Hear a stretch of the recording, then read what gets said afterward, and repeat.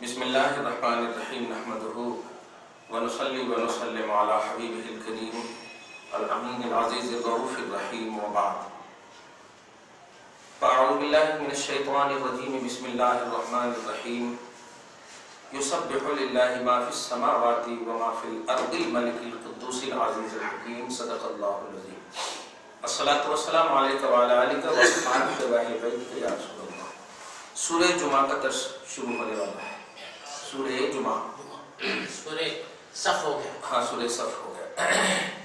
یہ بھی سورہ مدنی ہے، اس میں 14 آیتیں ہیں۔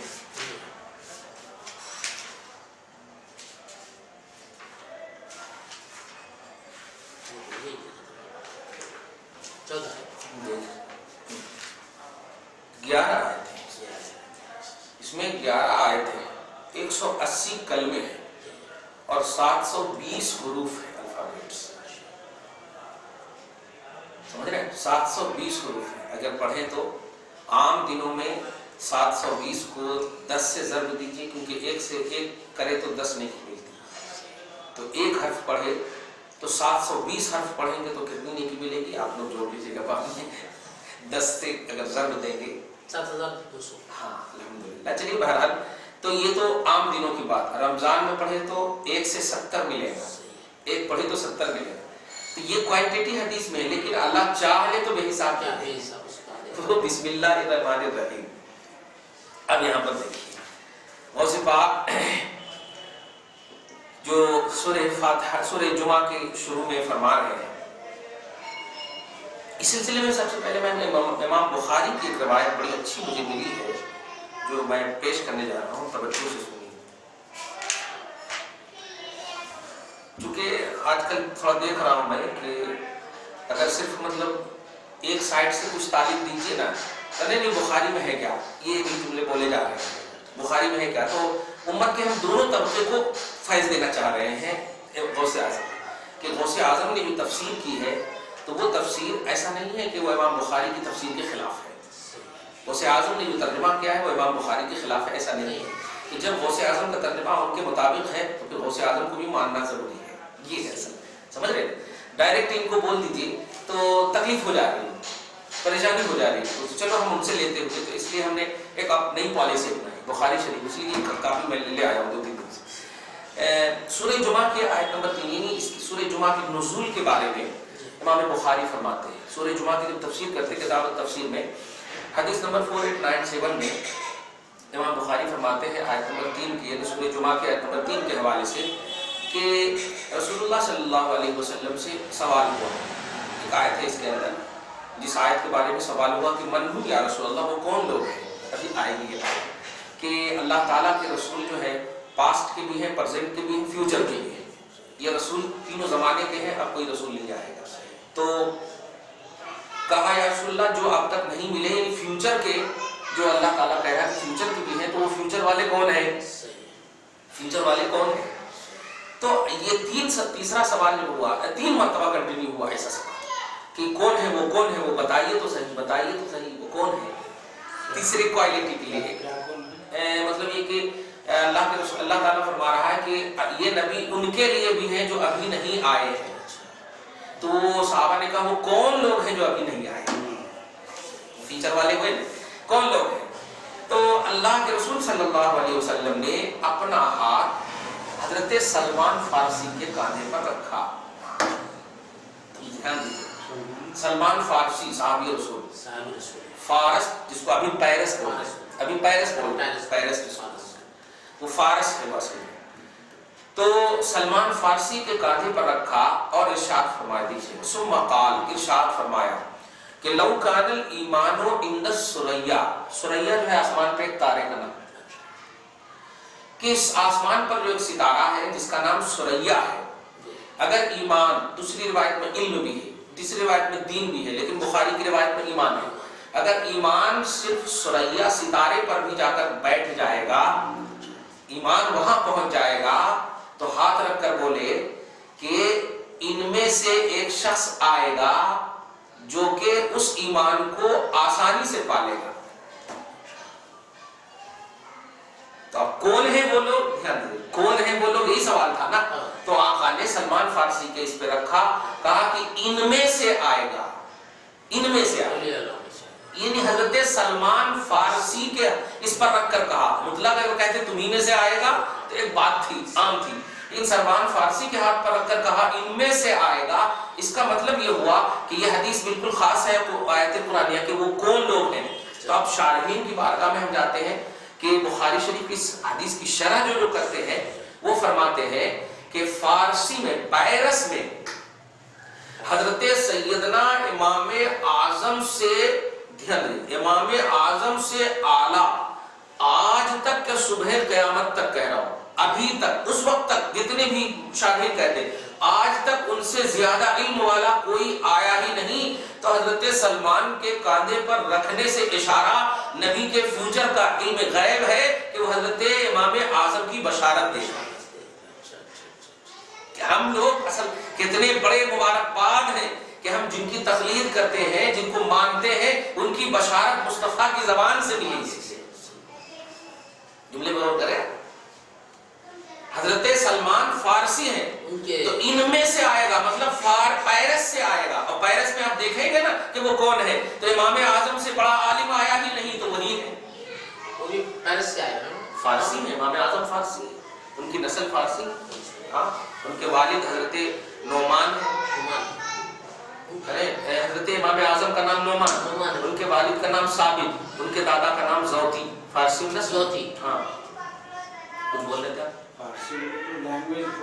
نہیں, پیرس رہنے والے کو فارس بولتے ہیں مقام کو, اور وہاں سے رہنے والے کو فارسی بولتے ہیں, جیسے حیدرآباد اور حیدرآبادی, سمجھ رہے ہیں؟ فارسی لینگویج بھی ہے نہیں, تو نہیں, پیرس میں جو لینگویج بولی جاتی ہے اسی کو فارسی بولتے ہیں, ہاں, اسی کو فارسی بولتے ہیں. میں سب سے بڑی چیز بتانے جا رہا ہوں, خوبی دیکھیے کہ بخاری شریف کے حدیث سے امام اعظم کی خوبی اور بشارت کا علم ملتا ہے, اور یہ جماعت کے لوگ, اہل حدیث لوگ, بخاری کو فالو کرتے ہیں اور امام اعظم کو ریجیکٹ کرتے ہیں. یہ اصل ہم بتانے جا رہے ہیں کہ امام اعظم وہ ذات ہیں کہ رسول اللہ نے حضرت سلمان فارسی کو نہیں کہا, ان میں سے آئیں گے, مطلب ان کی نسلوں میں سے آئیں گے, یہ جہاں سے تعلق رکھتے ہیں وہاں سے آئیں گے. تو ہم نے جب دیکھا ان کے بایو ڈاٹا, یہ فارسی کے ہیں, اور فارسی میں ان کے بعد امام تابعین حضرت امام اعظم کی طرح کوئی علم والا آیا ہی نہیں. تو اس کا مطلب یہ ہوا کہ نبی فرمانا چاہ رہے ہیں کہ اگر علم, اگر دین, اگر ایمان پہنچ جائے گا تو ایسا شخص ہوگا کہ وہاں سے بھی علم حاصل کر لے گا, اتنا قابل ہوگا, اور وہ صرف اور صرف امام اعظم. تو اتنی صراحت بشارت کی ملنے کے باوجود لوگ کیسے ریجیکٹ کرتے ہیں؟ اسی کو بولتے ہیں کہ یا تو وہ پوری بخاری نہیں پڑھتے, یا بخاری کی جو روحانیت ہے, اس کی جو ریئلٹی ہے وہ نہیں پڑھتے. آپ سوچئے نا, امام اعظم کی پیدائش جو ہو رہی ہے وہ سن 80 ہجری میں ہو رہی ہے, یعنی حضور علیہ السلام کے 70 سال کے بعد ہو رہی ہے, یعنی ابھی وہ سنچری باقی ہے, 70 سال کے بعد وہی سنچری ابھی باقی ہے. صحیح ہے, مطلب صحابہ کا زمانہ ہے, تب وہی سنچری ابھی باقی ہے. 70 سال کے بعد 80 میں پیدائش ہو رہی, دھیان دیجیے, اور حضرت امام بخاری کی 194 میں پیدائش ہو رہی. اب 80 سے 20 ملائے تو 100 ہوا, اور 94 پلس 125, 114, 140. تو 114 ایک صدی کے بعد امام بخاری ابھی پیدا ہو رہے ہیں, پیدا ہونے والی, اور امام اعظم کا انتقال 150 میں ہوا, پیدا ہونے سے پہلے, اور امام بخاری کا انتقال 256 میں ہوا. تو اب آپ بتائیے کہ جو نبی کے زمانے کے قریب, اور اچھا ایسا بھی نہیں کہ دیہات کے ہیں, کوئی پڑھے لکھے نہیں ہیں, امام اعظم ہیں پڑھے لکھے, تو اب ظاہر ہے ایک بات کی, تو امام بخاری ایسے بھی بعد کے, اور امام اعظم کے ایک شاگرد ہیں امام محمد, امام ابو یوسف ایک شاگرد ہیں, اور ایک امام محمد شاگرد. تو امام محمد کے سوتیلے بیٹے ہیں امام بخاری, یعنی امام اعظم کے شاگرد امام محمد, اور امام محمد کے شاگرد امام بخاری, بھائی بھی ہونا, بیٹے, سوتیلے بیٹے بھی ہونا. میں جو بتانے یہ جا رہا ہوں کہ ہر استاذ کا شاگرد کے پاس علم ہوتا ہے نا, تو حضرت امام اعظم کا علم امام محمد کے پاس, اور امام محمد کا علم امام بخاری کے پاس. تو امام بخاری امام اعظم سے اعلیٰ کیسے ہو سکتے ہیں؟ وہ شاگرد کے شاگرد ہیں. اگر استاذ ہوتے تو تھوڑی دیر کے لیے ہم مان سکتے تھے کہ نہیں نہیں امام اعظم سے اعلیٰ ہے امام بخاری. یہ تابعی ہے، صحابہ کو دیکھے ہیں، یہ ان کا مقام تو ایسے ہی زبردست ہے، اور یہ تبع تابعین میں آتے ہیں، دوسری سنچری میں یہ پیدا ہو رہے ہیں، تو یہ تبع تابعین میں آ رہے ہیں. پھر یہ کہ شاگردوں کے شاگرد ہیں، تو ان کا مقام جتنا بھی ہوگا ان سے کئی گنا زیادہ امام اعظم کا ہونا چاہیے، کیونکہ یہ ان کے استاذ کے استاد ہیں. یہ اہل حدیث کو اگر سمجھ جائے تو واقعی جھگڑا نہیں ہوگا. اب جیسے ابھی دیکھیے اس کلپ کے بارے میں، ایک کلپ آئی سعودی عرب سے، سب لوگ مدینہ میں بیٹھے ہوئے ہیں. اب کیسے کون بیٹھے ہیں آپ نہیں جانتے، یہ دیکھے ہوں گے، خدا کرے آپ بھی دیکھیں. جانتے ہیں کروڑ پر ملینوں بلینوں اور چپل پر سوئے ہوئے. دھیان دیجیے. اب وہاں پر آپ جا کر ان سے پوچھیں گے کہ کیا رسول اللہ چپل پہ سوئے، آپ کیوں سوئے ہیں؟ کتنی بڑی غلطی کی بات ہے. وہاں کے کیلے کا ادب کرنے کہا گیا، مٹی کا ادب کرنے کہا گیا. بلا وجہ آپ وہاں وہ جو چبھتا ہے نا وہ نہیں اٹھا سکتے، گھاس نہیں اکھاڑ سکتے. ارے باپ رے باپ، اتنا ادب وہاں کا کرنے کہا گیا ہے. لیکن مدینہ میں کچھ لوگ دیکھیے بیٹھے ہوئے ہیں، مدینہ میں بیٹھے ہوئے ہیں. اب وہ پیر ہیں یا جو بھی ہیں ہم ان سے مطلب نہیں، لیکن آپ ان کو ٹارچر یہ کر رہے ہو کہ آپ جو یہ پیری پوری نہیں کرتے، قرآن میں ہے کیا، حدیث میں ہے کیا، صحابہ یہ کرے کیا. سب سے پہلی بات تو یہ کہ جرات کر رہے ہو تم بولنے کی، وہاں بیٹھ کر بات کر رہے ہو غلط. سب سے بڑی بات اگر بولنا بھی ہے تو مسجد نبوی سے ہٹ جاؤ، اپنے گھر میں اپنے آفس میں لے کے آؤ، دھیرے دھیرے بولو.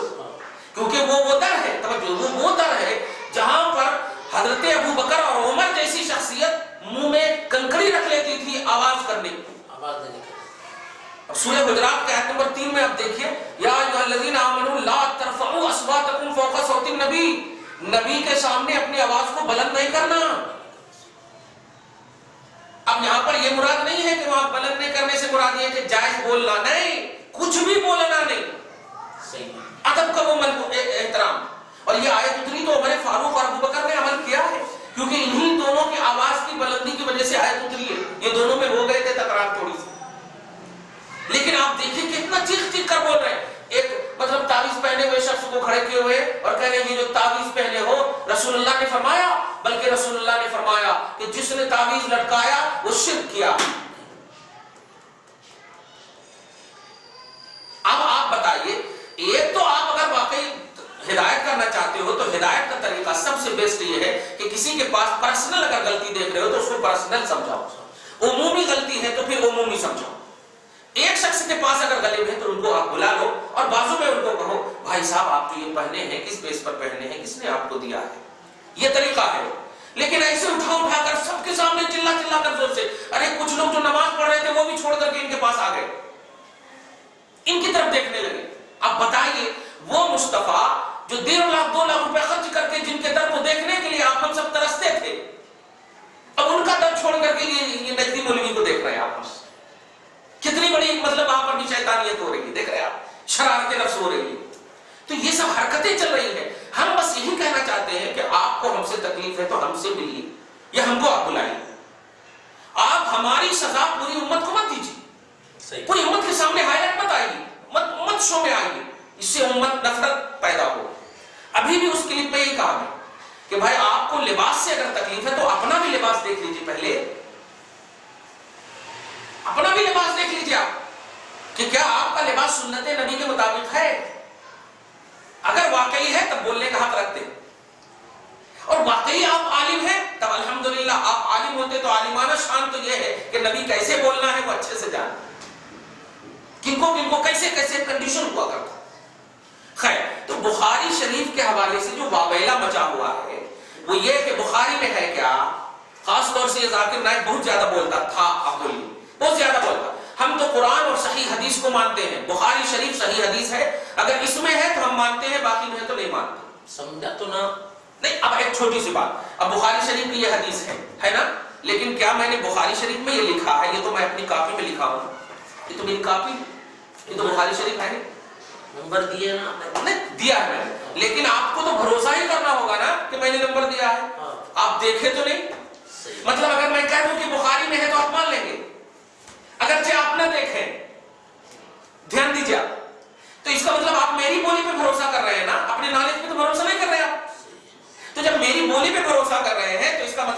میں جو بولوں اس پر بھروسہ کیجئے، کیونکہ اپنے لاجک اور اپنے سینس پر بھروسہ کریں گے نہیں یہی آپ بولیے تب بھروسہ کروں گا، یہ تو بیوقوفی نہیں۔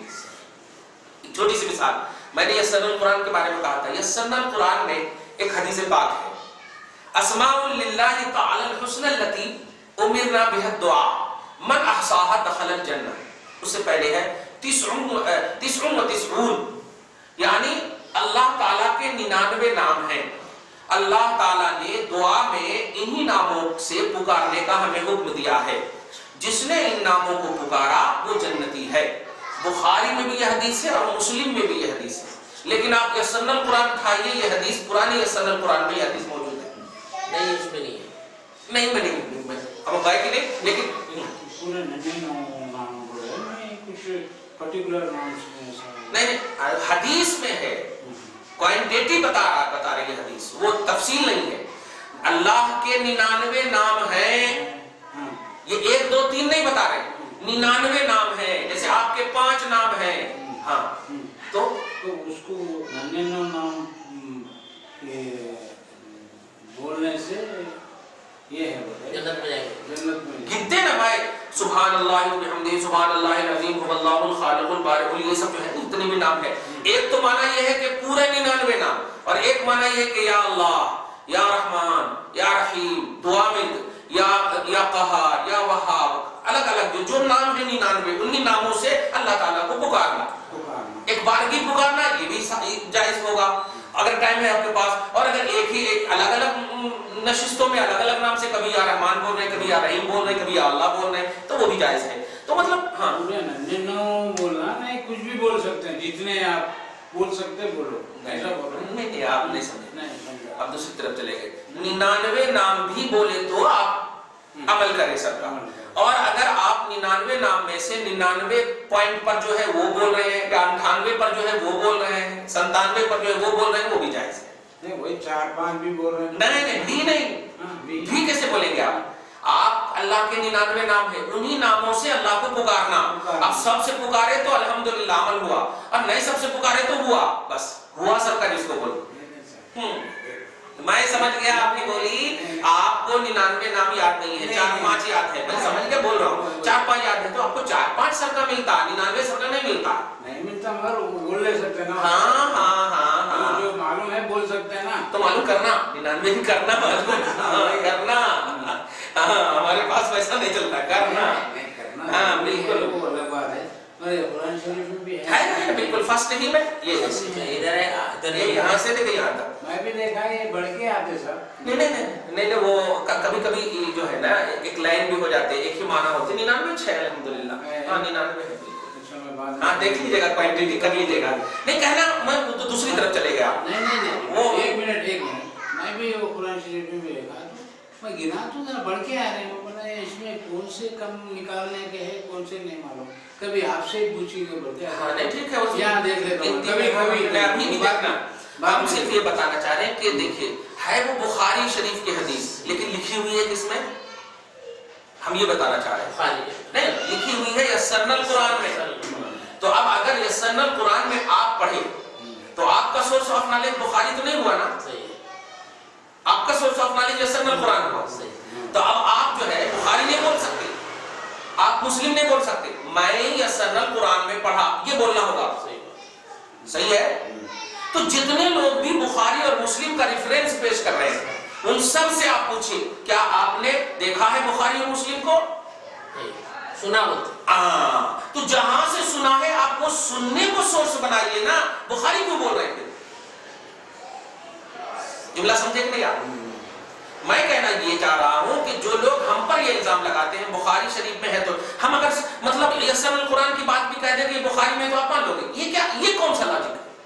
آپ بھی بخاری دیکھیے 7563 حدیثیں ہیں، 7563 حدیثیں جب بخاری شریف میں ہے تو آپ یہ جملہ بولنے سے پہلے آپ کو بھی ان کا مطالعہ کرنا ہوگا، صحیح بات، تب آپ ہم سے مطالبہ کر سکتے ہیں، ورنہ ہم یسرنا القرآن کی بولی کو کہہ دیں گے بخاری میں ہے اور آپ چونکہ مطالعہ ہی نہیں کہ آپ کو ماننے کے سوا کچھ نہیں ہے، اس میں مغالطہ ہوتا، اسی میں گڑبڑی ہوتی، اسی لیے ہم بخاری ہی کو مانتے، ایسا نہیں ہم نبی کی ہر حدیث کو مانتے، चाहे वो यस्सरना कुरान में हो, जैसे देखिए आप समझ रहे ना, चाहे वो यस्सरना कुरान में हो, चाहे मेरी कॉपी में लिखी हुई हो, हमने अपने हाथ से लिखा, लेकिन बुखारी क्या नबी की हदीस देख के लिखा मैंने। हाँ, बस हम यही कहना चाह रहे हैं कि हजरत इमाम आजम पर क्लेम करने से पहले उनकी जिंदगी, उनकी हिस्ट्री और हिस्टोरी जो लाइफ की है वो पूरी आपके इहाते में हो, तब आप क्लेम कर सकते हैं।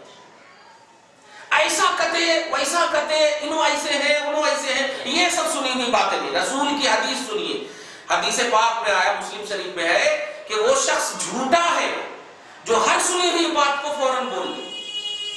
अरे बाप, कितनी बड़ी बात है, देख रहे हैं आप। हाँ, झूठा होने के लिए काफी है कि हर सुनी हुई बात को बोल दे बगैर तहकीक किए हुए। दीनी बात, दुनियावी बात नहीं, दीनी बात। दीन में अब कोई किसी ने कह दिया हजरत अली जो है, मेरे पास हदीस है हजरत अली अबू बकर से अफजल है, और हदीस भी दिखा दिया। अरे बेवकूफ, बताना पड़ेगा कि यह हदीस का क्यों, कैसे, कहां नाज़िल, किस तरह बताई रसूलुल्लाह ने। जैसे हसन और हुसैन जन्नती नौजवानों के सरदार हैं। अब अगर इस हदीस को हम ले लेते हैं तो जन्नत में तो सब नौजवान ही होंगे, बूढ़े तो कोई नहीं होंगे, तो इसका मतलब सबके सरदार है वो। तो फिर तो अली भी उनके भी सरदार हो गए। ध्यान दीजिए, उस्मान के भी सरदार, उमर के भी सरदार, अबू बकर के भी सरदार। क्या ऐसा है?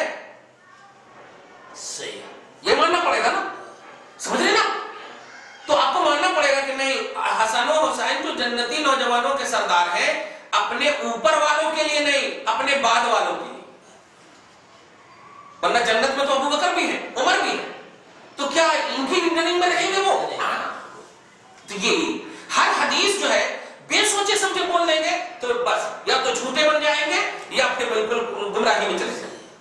तो ऐसे ही जितने भी अहले हदीस लोग हैं, जितने भी लोग हदीस की दुनिया में या कुरान और हदीस की बातें करते हैं, उनका इहाता, कल भी जुमला इसीलिए कहा मैंने, पॉजिटिव आयतों को भी देखिए, ऐसे पॉजिटिव हदीसों को भी देखिए, निगेटिव आयतों को भी देखिए, निगेटिव हदीसों को भी देखिए। जब पूरा इहाता हो जाए तब भी आप यही बोलिए कि मेरे मुताला में, जैसे मैं जुमा में बोलता हूं, मेरे नॉलेज के मुताबिक मैंने जहां तक तहकीक किया, ये सब जुमला बोलता हूं ताकि कोई दूसरे आलिम के पास मेरे से ज्यादा तहकीक हो तो वो बोल सके कि हाँ नहीं, मेरे पास उससे ज्यादा इल्म है। बेशक ठीक है, बिल्कुल ठीक है, अल्हम्दुलिल्लाह, उसमें क्या, मैंने जो पढ़ा है मैं अपना पेश कर रहा हूं और इसमें हमको पकड़ सकते हो आप। उसके ऊपर है नहीं, मेरे पास वो हदीस है तो वो की भाई, मगर मेरे मुताला में मैंने ये मुताला किया। आज दारुल सलाम का एडिशन मेरे पास है, बुखारी 6 जिल्दें एक ही में है, हम उसका मुताला करते हैं, या नेट पर हम देखते हैं तो नेट को हम ले लेते हैं स्क्रीनशॉट, हम सब कह देंगे भाई हमने यहां से लिया, क्योंकि हमारी जिम्मेदारी नहीं, हमारी जिम्मेदारी मसला बताना है, मसला बनाना नहीं है। नोट कीजिएगा तुम्हारा, हमारी जिम्मेदारी मसला बताना है, मसला तो बन चुका है, बने हुए को बताना है बस। लेकिन ये लोग थोपते हैं एकदम छोटी सी बात। आप इमाम आजम की तकलीद करते हैं, अल्हम्दुलिल्लाह हम इमाम आजम की तकलीद करते हैं, इमाम शाफी की कुछ लोग तकलीद करते हैं, इमाम अहमद की तकलीद करते हैं, इमाम मोहम्मद की तकलीद, इमाम मालिक की तकलीद, मालिकी, शाफी, हम्बली, हनफी, हम अल्हम्दुलिल्लाह हनफी हैं। तो अब हमसे पूछिए ना कि क्यों तकलीद करते हैं। अब आप नेट पर आकर के अल्लाह रसूल को छोड़ करके इमाम आजम को, ऐसा कैसे होता? तो फिर एक और सवाल कर दो, फिर अल्लाह के होते हुए हम रसूल को भी नहीं मानेंगे, ये कौन सा लॉजिक है? ये भी बोलेंगे लोग, बदमाश है वो लोग, ये भी बोलेंगे, ये भी बोलेंगे लोग। अल्लाह शारियत के करीब उनसे मांगो, भाई किसी से मांगते बोलते नहीं, मांगने की बात ठीक है। अरे बात अगर आप यही है कि भाई किसी को छोड़ कर अगर हम मान रहे हैं तब हमको कहो, हमसे पूछो ना कि हम इमाम आजम को क्यों मानते हैं। अगर हम अल्लाह को रिजेक्ट करके या नबी को निगलेक्ट करके इमाम आजम को मानते हैं तो तेरे फतवा देने से पहले हमको अल्लाह दे रहा फतवा, रसूल हमको फतवा दे रहे हैं कि तेरा ईमान ही काबिल नहीं अल्लाह रसूल को छोड़कर। लेकिन अगर हमारा कलमा ला इलाहा इल्लल्लाह मुहम्मदुर रसूलुल्लाह है, हम नमाज भी पढ़ रहे हैं, इसका मतलब अल्लाह को भी मान रहे हैं, दरूद भी पढ़ रहे हैं, इसका मतलब रसूलुल्लाह को भी मान रहे हैं। तो जब नमाज दरूद दोनों पढ़ रहे हैं तो इसका मतलब ये हुआ कि इमाम आजम को हम इनके बाद मान रहे हैं, इनसे पहले हम अल्लाह रसूल को मान रहे हैं। कितना आसान हो, एकदम और आसान। दादा के बाद हम अपने दादा, दादा के बाद बाप, बाप के बाद औलाद, औलाद के बाद यही। अब कोई कहे नहीं मैं ही हूँ खानदान का सबसे बड़ा, कैसा बेवकूफ है, ये कौन सी बात हुई? तो ऐसे ये लोग थोप रहे हैं आप पर, हम पर, कि हनफियत अल्लाह रसूल को छोड़कर मानने का नाम है। नहीं, اللہ رسول کو چھوڑ کر ماننے کا نام نہیں ہے۔ آج ایک آیت ڈکلیئر کر دیتا ہوں میں، دھیان دیجیے گا، سورہ نساء کی ہے، آیت نمبر 49 دیکھیے، اور اس آیت کو ہمیشہ یاد رکھیے گا۔ یا ایھا الذین آمنوا اطیعوا اللہ و اطیعوا الرسول، نہیں ابھی وہی اسی میں تو بتا رہا ہوں، آیت نمبر 59 سورہ نساء آیت نمبر 59، یا ایھا الذین آمنوا اطیعوا اللہ و اطیعوا الرسول۔ اتنی اگر بات ہوتی تو آپ ہم سب کو کوئی ٹینشن نہیں ہوتا۔ کیا ہے؟ اے ایمان والو، حکم مانو اللہ کا، یعنی اطاعت کرو اللہ کی، واطیعوا الرسول، اور حکم مانو رسول کی، اطاعت کرو رسول کی، ادی اینڈ ہو جاتی تو ہم ٹھیک ہے۔ لیکن آگے ہے وَأُولِي الْأَمْرِ مِنْكُمْ، اور تم میں سے جو علم والے ہیں ان کی اطاعت، اللہ کے ساتھ رسول، اور رسول کے ساتھ کیا کہا؟ جو علم والے ہیں، حکمت والے ہیں، شریعت والے ہیں۔ اگر اللہ کی اطاعت کافی تھی تو رسول کو نہیں کہنا چاہیے، پھر رسول کی بھی اطاعت کافی تھی تو یہ علم والے کو نہیں کہنا چاہیے۔ ایک دم آسان ہے۔ آج آپ بتائیے قرآن کیسے سیکھیں گے؟ آپ ایک ہیڈنگ دیجیے، آپ آؤ قرآن سیکھو، تو کیا ہے آپ کے پاس ہمت کہ آپ غار حرا کو دیکھ سکو کہ جبرائیل آئے نبی کی بارگاہ میں اور اقرا بسم نازل کیا، میں دیکھ رہا ہوں، بول سکتے ہیں آپ؟ نہیں بول سکتے۔ تو آپ کو اب آپ سیکھنے کا بھی ذریعہ اپنے سے اوپر والے ہی کو لینا پڑے گا۔ آپ ڈائریکٹ غار حرا نہیں جا سکتے، جہاں جہاں آیت نازل ہوئی نہیں جا سکتے۔ آپ کے نالج کا جو سورس ہوگا وہ آپ کے اوپر والے یعنی استاد ہوں گے۔ تو اب آپ قرآن جو ہے ڈائریکٹ نبی سے، ڈائریکٹ خدا سے سیکھ ہی نہیں سکتے۔ یہی ہے اطاعت۔ تو ایسے ہی نماز، حج، زکات، اس کی بھی ریئلٹی آپ ڈائریکٹ کیسے سیکھیں گے؟ کیونکہ نماز کا جب حکم ہوا تو نبی لائے، اور نبی نے لا کر کے صحابہ کو دیا، ہم کو تو دیا ہی نہیں۔ تو اب ہم کو سیکھنے کے لیے صحابہ کی بارگاہ کا تصور دیکھیں گے کہ اے صحابہ تم نے کس کو سکھایا؟ انہوں نے کہا تابعین کو۔ یہ سنچری آتی گئی 1400 برس۔ اب ہم اپنے اوپر دیکھیں گے کہ ہم نے ان سے سیکھا، اس نے سیکھا، اس نے ان سے سیکھا، یہ ہوا۔ تو یہ ہے تقلید کا تصور۔ تقلید اللہ کو چھوڑ کر ہو ہی نہیں سکتا۔ تقلید اللہ کو چھوڑ کر مان ہی نہیں سکتے۔ تقلید کہتے ہی ہے کہ مانو ان کو جو اللہ تک پہنچا دے، جو اللہ تک پہنچا دے۔ کیوں؟ ہمارا سورس آف نالج قرآن اور حدیث ڈائریکٹ ہو ہی نہیں سکتا۔ آج کی جو سورہ جمعہ کے جو حوالے سے خاص بات میں دینا چاہ رہا تھا اور دے دیا بھی میں نے، وہ یہ ہے کہ سورہ جمعہ کا جو نزول ہوا ہے وہ اس کے نازل ہونے میں جو آیت نمبر 3 ہے، امام بخاری نے حضرت سلمان فارسی کے ہاتھ پر نبی کے ہاتھ رکھنے کی جو روایت، ابو ہریرہ راوی نے اس حدیث کے بڑے جلیل القدر راوی، وہ کہتے ہیں کہ نبی نے سلمان فارسی کس پر رکھا اور فرمایا کہ علم اگر ہو جائے تو ان کی نسلوں سے، یعنی فارسی نسل ہوگا اور وہ وہاں سے حاصل کر لے گا۔ تاریخ میں کسی بھی زاویے سے عرب اگر بولتے نبی تو کہہ سکتے تھے یہ لوگ کہ نہیں، عرب میں تو بہت علماء پیدا ہوئے ہیں۔ پیرس میں امام اعظم سے بڑھ کر آج تک چیلنج ہے، کوئی عالم بتا دے، نہیں بتا سکتے۔ اور جب نہیں بتا سکتے تو نبی نے گویا حضرت امام اعظم کی بشارت اپنی زبان سے دے کر کے ایک ذہن دے دیا کہ ان کو ماننا یہ میری بشارت کو ماننا ہے، ان کو ماننا میرے کو ماننا ہے، اور میرے کو ماننا خدا کو ماننا۔ تو تقلید کا مطلب ہرگز نہیں ہے ریجیکٹ کرنا، ہرگز نہیں ہے خدا اور رسول کے مقابلے میں یا خدا اور رسول کے اپوزیشن بنا کر کے کسی کو ماننا۔ امام اعظم کا کلمہ بھی لا الہ الا اللہ محمد رسول اللہ، امام اعظم کا پورا درس بھی لا الہ الا اللہ محمد رسول اللہ۔ تو اب جو کوئی بھی جی لا الہ الا اللہ کا درس دے گا وہی ہمارا باوا ہوگا، وہی ہمارا بیس ہوگا، وہی ہمارا سورس ہوگا۔ اس کو کیسے کہہ دیں گے کہ اللہ ہمارے لیے کافی ہے؟ اگر اللہ کافی ہے تو بتانا مسئلہ مچھر کا، بتانا مسئلہ انشورنس کا، بتانا مسئلہ خون کا، بتانا مسئلہ بالکل نماز پڑھنے کا۔ کیوں ہے ہاتھ چھوڑ کر نماز پڑھنا؟ کیوں ہے سینے پر ہاتھ باندھنا؟ کیوں ہے ناف کے نیچے باندھنا؟ تو بھی کہتا ہے اگرچہ ضعیف ہے لیکن ہے نا، ناف کے نیچے بھی باندھنا، ناف کے اوپر بھی باندھنا، ہاتھ چھوڑ کر باندھنا، ناف پر باندھنا، رفع یدین کرنا، رفع یدین نہیں کرنا۔ بولتا نہیں کہ دونوں روایت ہے۔ جب دونوں روایت ہے تو کیسے عمل کرو گے دونوں پر؟ نہیں کر سکتے عمل۔ ایک کرو گے دوسری چھوٹے گی، دوسری کرو گے ایک چھوٹے گی۔ ضعیف بولنا یہ تیری لاجک ہو سکتی ہے، کیوں کہ یہ تو 1400 برس کے بعد ہے۔ یہ مسئلہ وہ لوگ بنائے ہیں، نوٹ کیجئے گا، ہم بتا رہے ہیں مسئلہ وہ لوگ بنائے ہیں جو نبی کے قریب ہیں، ان کو حق ہے بنانے کا۔ رسول اللہ کے صحابہ کو جیسا دیکھا تھے امام اعظم کے پاس جو شریعت کا جو بیس ہے, بنانے کا جو بیس ہے, حضرت عبداللہ ابن مسعود جو بہت ہی عظیم الشان نبی کے بازو میں رہنے والے بوڑھے صحابی, تو ایجنٹ صحابی نبی کے ساتھ رہنے والے, ان کا علم اعلیٰ ہوگا. اور حضرت عبداللہ ابن عمر کی جو روایت ہے وہ حضرت امام شافعی کے پاس ہے, دھیان دیجیے گا. اور حضرت عبداللہ ابن عمر بہت چھوٹے عمر کے, تو پھر بھی ہم ریجیکٹ نہیں کر رہے. حضرت عبداللہ ابن عمر کی روایت امام شافعی نے لیا, ٹھیک ہے, سینے پر رکھ دیا یا رفع یدین کروا دیا, رفع یدین کروا دیا, تو بیس ہوئے صحابی ہی نا. ایسے ہی حضرت امام اعظم کے بیس بھی صحابی ہے. تو جو صحابی بیس ہے قرآن پاک میں ہے کہ جو صحابہ کو اپنا بیس آف ایمان بنائے وہی ہدایت پر. تو امام اعظم ہدایت پر ہوئے نا, وہ تو بیس میں صحابہ کو بنا رہے. امام شافعی بھی ہدایت میں ہوئے کہ صحابہ کو بیس بنائے. تو اب اگر کوئی ان دونوں کو ریجیکٹ کر دے اور کہے ہم ڈائریکٹ اللہ رسول کو, تو پھر ایسا کیسے؟ آپ ڈائریکٹ کر ہی نہیں سکتے, کیونکہ آپ تو صحابہ کی تعریف نہیں کر سکتے ان بزرگوں کو چھوڑ کر. کیونکہ صحابہ کا ڈیفینیشن کیا ہے؟ نبی کو صرف دیکھنا, تو ابو جہل نے بھی دیکھا, کفار مکہ نے بھی دیکھا, دیکھنا نہیں. تابعین نے کہا کہ ایمان کی حالت میں دیکھنا اور اسی حالت میں انتقال بھی ہونا, یہ ہے صحابہ. ہم ڈیفینیشن نہیں کر پا رہے ہیں صحابہ. اچھا, صحابہ کے بعد پھر وہ جماعت آئی ہی نہیں, صحابہ کے بعد پھر صحابہ کی جماعت آئی نہیں, اب تابعین کی جماعت, اب تابعین کے بعد پھر کوئی جماعت تابعین کی بنی نہیں, تبع تابعین کی جماعت.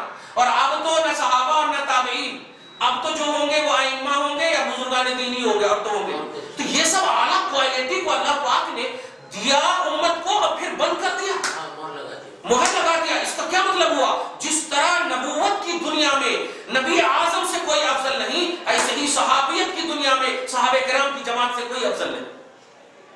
تو جس بھی صحابی کی کوئی اتباع اگر کر رہا ہے ڈائریکٹ, تو سمجھو وہ کامیاب ہے, اور ان کامیاب کی اتباع کرنا بھی کامیابی کی دلیل. ایک دم آسان ہو گیا. خیر, تو جو لوگ حدیث کا الزام ہم پر لگاتے ہیں کہ ہم نہیں مانتے, کچھ لوگ تو امام اعظم پر بھی لگاتے ہیں کہ امام اعظم کو حدیث نہیں آتی تھی. آپ یہ معلوم ہے نا, امام اعظم کو حدیث نہیں آتی تھی. 80,000 مسئلہ ہے ان کا, 80,000 مسئلہ ہے ان کے پاس. اب آپ بتائیے کہاں سے وہ مسئلہ بتائے, کون سی کتاب سے بتائے؟ کچھ تو ہوگا نا. ایک بات, اچھا اگر آپ کہتے ہو کہ ان کو حدیث نہیں آتی تھی, کیوں؟ اس لیے کہ ان کی کوئی کتاب نہیں, تو یہی سوال ابو بکر صدیق پر کرو, کہ ابو بکر کی بھی تو کوئی کتاب نہیں ہے, کوئی کتاب نہیں رائٹنگ میں کہ ابو بکر نے لکھا, لیکن پھر بھی افضل البشر, تمام انسان میں افضل نبیوں کے بعد. تو افضلیت کی وجہ کتاب لکھنا نہیں ہے, حدیث یاد کرنا نہیں ہے, نبی کی اتباع اور نبی نے جن کو جو کہہ دیا ہے وہ ہے. اس لیے یہ بیس ہونا چاہیے ہمارے پاس, اور اس میں جھگڑا ہرگز نہیں ہونا چاہیے. تو جو لوگ بخاری کی رٹ لگاتے ہیں, امام اعظم کو ریجیکٹ کرتے ہیں, آج کی خصوصی گفتگو کو وہ محسوس کریں اور سنیں. اور جو مطلب اہل حرم جو کر رہے ہیں آج, نجدی مولوی اور نجدی علماء جو کر رہے ہیں, ان کو بھی ایک میسج ہے کہ آپ کو اگر کسی سے تکلیف ہے تو ان کو آپ بلائیے. جو سنت نبوی ہے, پرسنل تکلیف ہے تو پرسنل طور پر ان کو حل کیجیے, اور جب مجموعی تکلیف ہے تو مجموعی طور پر حل کیجیے. نبی کے دیار میں آواز بلند کرنا حرام ہے. ارے ہم سلام نہیں پڑھ سکتے زور سے, اور تم الٹی پلٹی باتیں زور سے کیسے کر رہے ہیں؟ سلام جو ہمیں زور سے نہیں پڑھ سکتے, قرآن زور سے ہم نہیں پڑھ سکتے, نبی آہستہ سلام پڑھتے بہت کہہ رہے کہ ابو بکر ذرا سی بلند کی آواز رسول کی بارگاہ میں. اچھا, نبی نے بھی نہیں ٹوکا کہ تم کیوں اتنا زور سے بول رہے ہو, اللہ کو پسند نہیں ہے میرے مصطفیٰ کی بارگاہ میں زور سے. یہ تو بارگاہ کی بات ہے, اوپر والے کی. غور کریں آپ, ہوتا لیکن نبی نے روک دیا کہ میری بارگاہ میں آواز نہیں بلند کرنا. نہیں, نبی نے نہیں روکا, اللہ نے کہا اے ایمان والو یہ در حبیب ہے, اس کا اسٹیٹس میں جانتا ہوں, میں حکم دیتا ہوں کہ آواز بلند نہیں کرنا, اگرچہ جائز بات کر لو. اللہ تعالیٰ سے دعا ہے پروردگار عالم ہم سب کو جہاں کہیں بھی رہے ادب مصطفیٰ کا حامل ہمیشہ بنائے رکھے, بے ادبی سے ہمیشہ محفوظ اور معمول فرمائے. یا اللہ حرم کی حفاظت فرما, حرمین کی حفاظت فرما, نبی پاک صلی اللہ علیہ وسلم کی قدم مبارک کی برکتوں سے ہم سب کو مالا مال فرما. ہم سب کے آل اولاد کو, ہم سب کے گھر بار کو برکتوں سے نواز. جو پریشانیاں ہیں دور فرما, جو مشکلیں ہیں حل فرما, جو تمنائیں ہیں پوری فرما. وصلی اللہ تعالی علی خیر خلقہ محمد وآلہ واصحابہ اجمعین برحمتک یا ارحم